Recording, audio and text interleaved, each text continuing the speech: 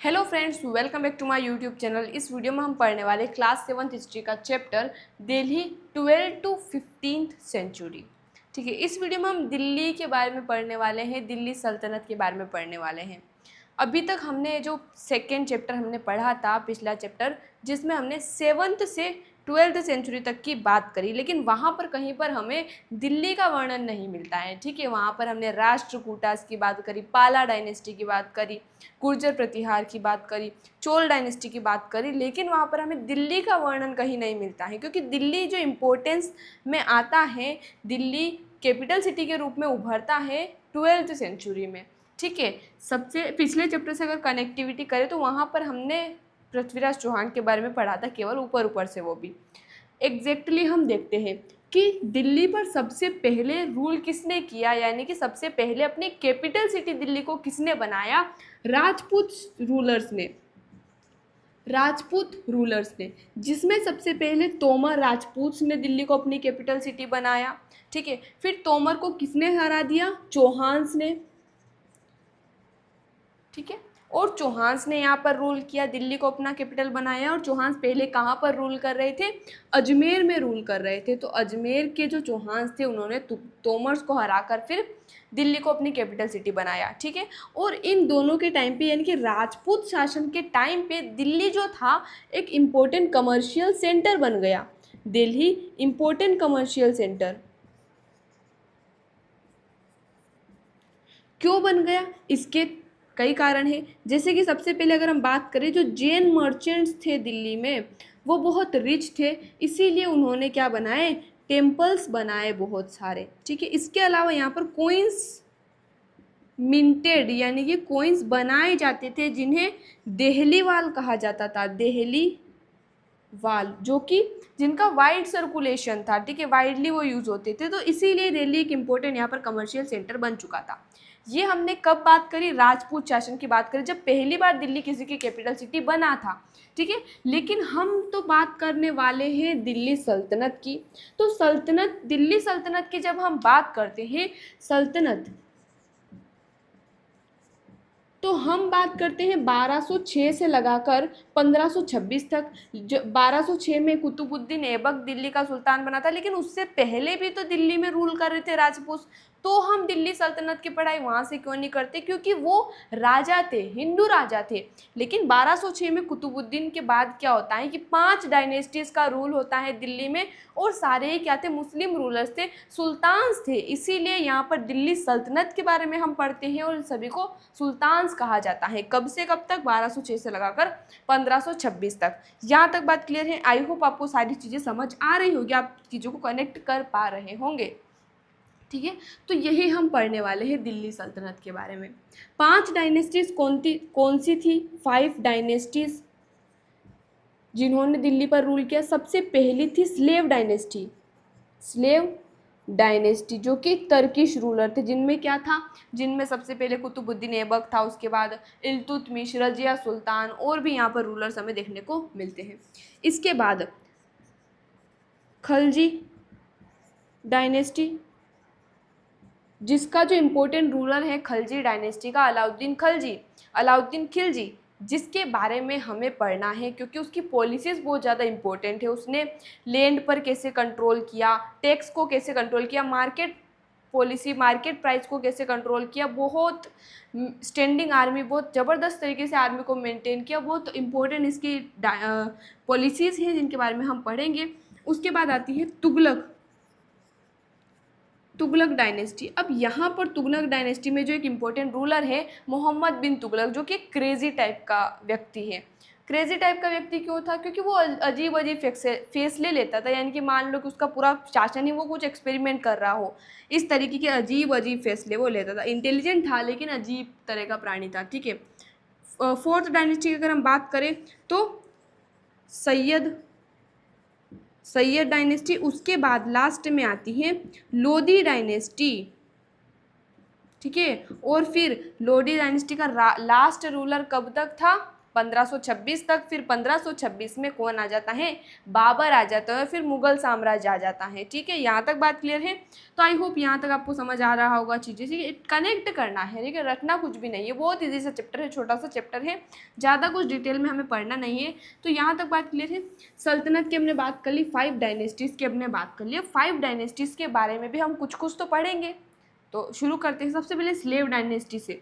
लेकिन इनके बारे में हमें जानने को आखिर मिलता कैसे है, ठीक है, कैसे हमें पता चलता है कि कौन सा रूलर कैसे रूल करता था। तो ये जो हिस्ट्रीज होती थी, ये जो हिस्ट्रीज लिखी जाती थी, इन्हें तारीख या तवारीख कहा जाता था। तवारीख, ठीक है, तारीख का प्लूरल है तवारीख, तारीख सिंगुलर है, तवारीख प्लूरल है। ये तारीख लिखी जाती थी पर्शियन लैंग्वेज में, और दिल्ली के एडमिनिस्ट्रेशन के लिए भी पर्शियन लैंग्वेज उस समय यूज़ की जा रही थी। किसके द्वारा लिखी जाती थी, ऑथर्स जो होते थे इनके, वो बहुत लर्नेड व्यक्ति होते थे। ठीक है, पोइट होते थे, एडमिनिस्ट्रेटर होते थे, कोर्टियर्स होते थे,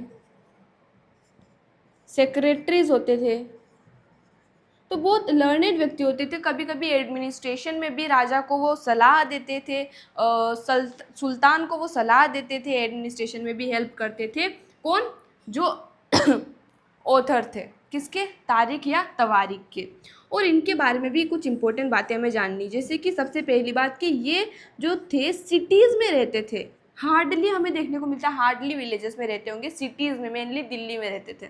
दूसरा, ये इन होप ऑफ रिवॉर्ड्स ये हिस्ट्री लिखते थे। ठीक है, ऑब्वियसली कोई भी कुछ लिख रहा है, कोई कवि लिख रहा है, प्रशस्ति लिख रहा है, किसी राजा की एक हिस्ट्री लिख रहा है, तो वो क्यों लिख रहा है, किसी राजा से उसको रिवॉर्ड चाहिए, इसलिए वो लिख रहा है। तो यहाँ पर ये जो ऑथर्स होते थे, इन होप ऑफ रिवॉर्ड ये लिखा करते थे। तीसरी बात यहाँ पर कि ये राजा को सलाह देते थे, ये राजा को बताते थे कि आपको जो सोशल ऑर्डर है उसे फॉलो करना है, यानी कि जो बर्थ राइट वाला सिस्टम है और जो जेंडर डिस्टिंक्शन है उनको फॉलो करना है। यानी कि इनका मानना था कि जो जन्म से जैसा है, जिस तरह का वो व्यक्ति है, उसके साथ वैसा ही ट्रीटमेंट होना चाहिए। जेंडर डिस्टिंक्शन, यानी कि इनका मानना था कि men is more superior than women, यानी कि पुरुष ज़्यादा एडमिनिस्ट्रेशन के मामले में सुपीरियर है। तो जेंडर डिस्टिंक्शन, यानी कि भगवान ने जो जेंडर डिस्टिंक्शन बनाए हैं, जेंडर में डिफरेंस बनाया है, वो हमें फॉलो करना है, उसी तरीके से हम यहाँ पर सब कुछ मेंटेन करेंगे। तो ऐसा इनका मानना था। यहाँ तक बात क्लियर है। तो ये तो हमने बात कर ली हिस्ट्रीज की। अब ऐसे यहाँ पर जेंडर डिस्टिंक्शन की हमने बात करी, लेकिन यहाँ पर एक वुमेन, एक महिला रूलर हमें देखने को मिलती है। कौन, रजिया सुल्तान, रजिया। ठीक है, तो होता क्या है कि 1236 में, 1236 में इल्तुतमिश की डॉटर रजिया दिल्ली की सुल्तान बनती है। ठीक है, जो मिन्हाजी सिराज है, जो उस समय के क्रोनिकलर थे, उन्होंने कहा कि उन्होंने इनकी तारीफ करी कि अपने भाइयों में सबसे काबिल थी रजिया सुल्तान। लेकिन बात आती है सोशल ऑर्डर को फॉलो करने की, जेंडर डिस्टिंक्शन को फॉलो करने की, तो उनका मानना ये भी था कि काबिल तो है रजिया, लेकिन अगर कोई महिला रूल करेगी तो ये हमारे सोशल ऑर्डर, हमारे जेंडर डिस्टिंक्शन के खिलाफ होगा, हम सोशल ऑर्डर को फॉलो नहीं कर रहे हैं, इसका मतलब, ये इनका मानना था। तो फिर 1240 में 1240 में रजिया को गद्दी से हटा दिया गया। ठीक है, ऐसी यहाँ तक बात समझ आई आपको। रजिया सुल्तान जो थी, पहली महिला यहाँ पर रूलर थी, फीमेल रूलर। उसके बाद कोई भी यहाँ पर फीमेल रूलर हमें देखने को नहीं मिलता है। ठीक है, अब हम यहाँ पर बात कर लेते हैं एडमिनिस्ट्रेशन की। एडमिनिस्ट्रेशन कैसे होता था, एडमिनिस्ट्रेशन, तो एडमिनिस्ट्रेशन में हम बात करेंगे खलजीज और तुगलक की। ठीक है, जो अर्लियर सुल्तान्स थे, खलजी और तुगलक डायनेस्टी से पहले कौन सी डायनेस्टी थी, स्लेव डायनेस्टी। उसके जो सुल्तान थे वो अपने जो एडमिनिस्ट्रेशन के लिए जो पोस्ट होती थी, ऑफिसर्स की पोस्ट, उन पर किसको रखते थे, स्लेव्स को रखते थे। क्योंकि स्लेव का एक ही मालिक है, तो मालिक उन पर ट्रस्ट कर सकता है। स्लेव का सब कुछ किस पर डिपेंडेंट है, अपने सुल्तान पर डिपेंडेंट है, तो सुल्तान पर ट्रस्ट कर सकता है। इसीलिए स्लेव्स को ज़्यादा इंपॉर्टेंस दी जाती थी। किसी एरिस्टोक्रेट, किसी रिच पर्सन को पोस्ट देने की बजाय स्लेव्स को पोस्ट दी जाती थी। और ऐसे ही नहीं, किसी स्लेव्स को भी ट्रेन किया जाता था। ये जो स्लेव्स होते थे जिन्हें बंदागन कहा जाता था, तो स्लेव्स जो मिलिट्री से परचेज किए जाते थे, इन्हें ट्रेन किया जाता था और इन्हें हायर पोस्ट दी जाती थी। तो खिलजी और तुगलक ने भी इसी सिस्टम को फॉलो किया, स्लेव्स वाले सिस्टम को। अपने बेटे से ज़्यादा इंपॉर्टेंस स्लेव को दी जाती थी, उन पर ज़्यादा भरोसा किया जाता था। ठीक है, लेकिन होता क्या था कि स्लेव्स अपने मालिक का वफादार तो है, लेकिन उनके उत्तराधिकारी का वफादार नहीं है। जैसे किसी राजा का कोई स्लेव है तो वो उसके लिए तो वफादार होगा, लेकिन उसके बेटे जो उसके उत्तराधिकारी हैं उनके लिए थोड़ी वफादार होगा। तो इस तरह के कॉन्फ्लिक्ट कई बार हमें देखने को मिलते हैं, पॉलिटिकल इंस्टेबिलिटी यहाँ पर देखने को मिलती है। ठीक है, यहाँ पर हम लिख लेते हैं कि कई बार हमें यहाँ पर कॉन्फ्लिक्ट्स भी देखने को मिलते हैं और पॉलिटिकल इंस्टेबिलिटी भी देखने को मिलती है। यहाँ तक बात क्लियर है। ये हमने बात करी एडमिनिस्ट्रेशन की। पोस्ट की अभी हमने बात करी कि पोस्ट पर कौन लोग रहते थे। अब हम बात करते हैं कि कौन सी जगह का एडमिनिस्ट्रेशन कैसे होता था एक्चुअल में। तो जो टेराइटरीज होती थी, टेराइटरीज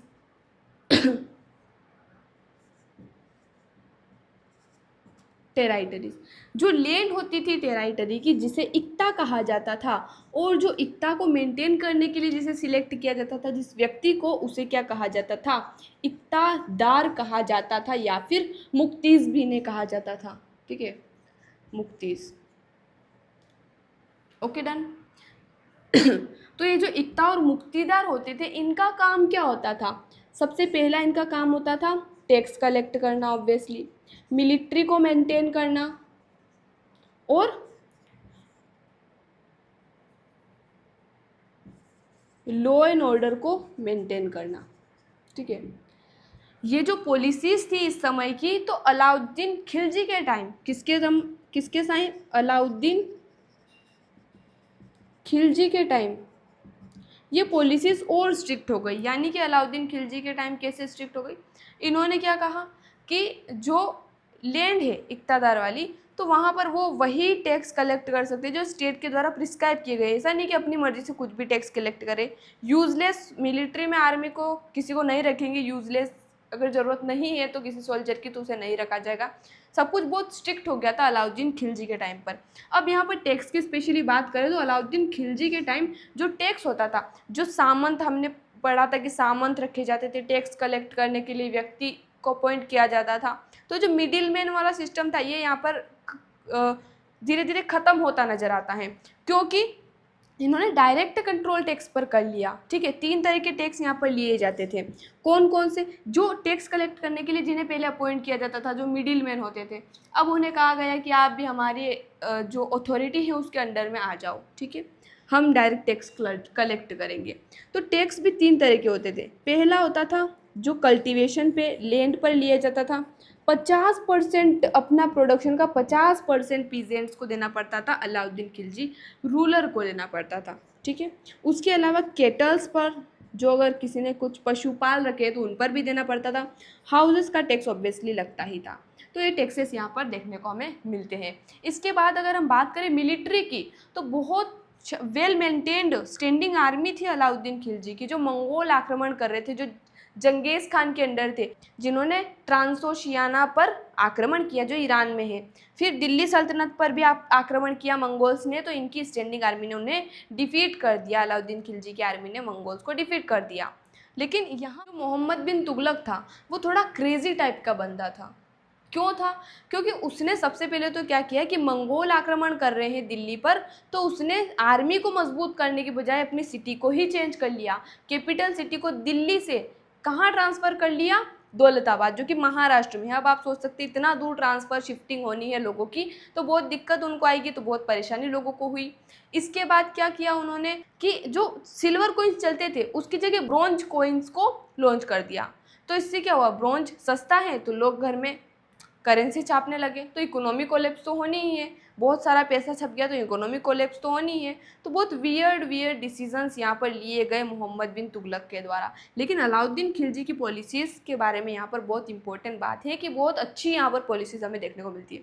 well maintained army, land, strict policies, tax collection में मिडिल मैन का रोल ख़त्म कर दिया, डायरेक्ट टैक्स लिया जाता था इस तरीके से। ठीक है, अब दिल्ली से साउथ वाले एरियाज़ को कंट्रोल करना थोड़ा सा मुश्किल होता है। ठीक है, दिल्ली एक इम्पोर्टेंट सिटी है, लेकिन आसपास के एरिया से कंट्रोल कर सकते हैं कि साउथ में कैसे कंट्रोल करेंगे।